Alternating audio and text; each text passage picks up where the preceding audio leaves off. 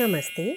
Spirituality is the freedom by Manish Sharma ji की audio book में आपका स्वागत है।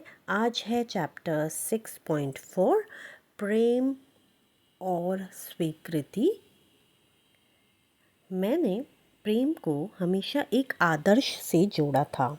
जो मुझे चाहिए, जैसा मुझे चाहिए, जितना मुझे चाहिए।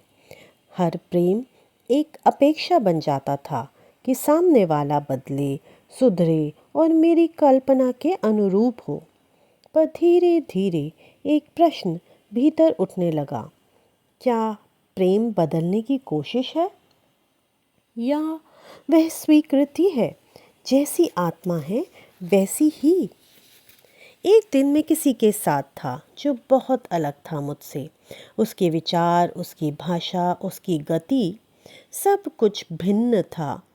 पहले मैं असहज हुआ। सोचा, कैसे जुड़ूं इससे, कैसे इसे समझूं, कैसे इसे बदलूं। पर फिर मैंने सब छोड़ दिया। कोई प्रयास नहीं, कोई अपेक्षा नहीं। बस मौन में बैठ गया और उसे जैसा है वैसे ही देखा। और तभी कुछ घटा। कोई शब्द नहीं थे, कोई समझ नहीं थी।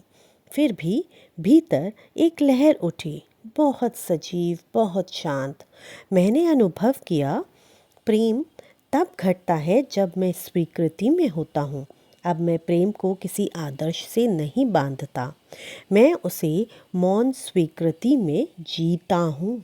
जब मैं किसी को देखता हूँ और उसे बदलने की कोशिश नहीं करता, तो वह देखना प्रेम बन जाता है।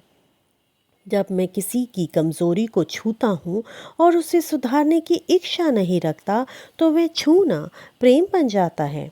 मैंने देखा, जब मैं स्वीकृति में होता हूँ तो प्रेम स्वतः बहता है। वह कोई प्रयास नहीं रह जाता, वह एक उपस्थिति बन जाता है। अब मैं प्रेम को किसी सुधार, किसी अपेक्षा, किसी भूमिका से नहीं जोड़ता। मैं उसे मौन में बहने देता हूँ और वहाँ वह अधिक गहरा होता है। लोग कहते हैं प्रेम में बदलाव आता है। मैं कहता हूँ प्रेम में स्वीकृति आती है और वही बदलाव की जड़ है। मैंने देखा, जब कोई दुखी होता है और मैं उसे बदलने की कोशिश नहीं करता, बस उसे स्वीकार करता हूँ, तो वह स्वीकृति ही प्रेम बन जाती है। जब कोई गलती करता है और मैं उसे दंड नहीं देता, बस मैं मौन में साथ होता हूँ, तो वह मौन ही प्रेम बन जाता है। अब मेरे लिए प्रेम कोई सुधार नहीं है, वह स्वीकृति है जो आत्मा से आत्मा तक बहती है।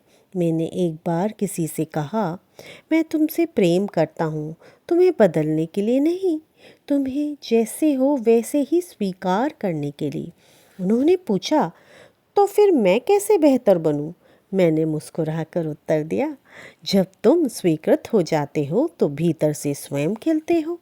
अब मैं प्रेम को किसी आदर्श, किसी लक्ष्य, किसी भूमिका से नहीं बांधता। मैं उसे मौन स्वीकृति से जोड़ता हूँ और वहाँ वह स्वतः प्रकट होता है। जब मैं लिखता हूँ तो शब्द स्वीकृति से आते हैं। जब मैं देखता हूँ तो आंखें स्वीकृति से देखती हैं। जब मैं मौन होता हूँ तो प्रेम स्वयं घटता है, बिना प्रयास के। मैंने देखा, जब मैं भीतर शांत होता हूँ तो मेरी स्वीकृति अधिक सजीव होती है।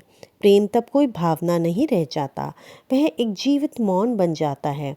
अब मैं जानता हूँ, प्रेम और स्वीकृति एक ही चेतना की दो लहरें हैं। जब मैं किसी वृक्ष के नीचे बैठता हूँ और उसकी टेढ़ी शाखा को सुंदर मानता हूँ, तो वह देखना प्रेम बन जाता है।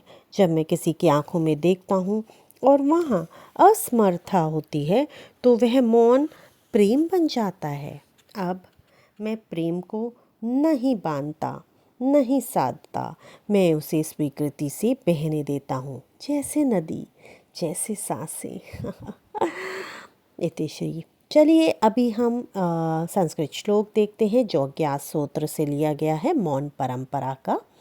यथा यथा आत्मा स्वीकृतः तथा तथा प्रेमः प्रकटः। अर्थात जैसे जैसे आत्मा स्वीकृत होती है, वैसे वैसे प्रेम प्रकट होता है। प्रेम कोई सुधार नहीं, वह एक मौन स्वीकृति है। इतिश्री। आज का विषय यहीं समाप्त हुआ। कल हम फिर मिलेंगे एक नए विषय के साथ नए चैप्टर में। तब तक के लिए जुड़े रहें और शेयर लाइक सब्सक्राइब करना ना भूलें। गुरु कृपा आप सब पर यूं ही बनी रहे।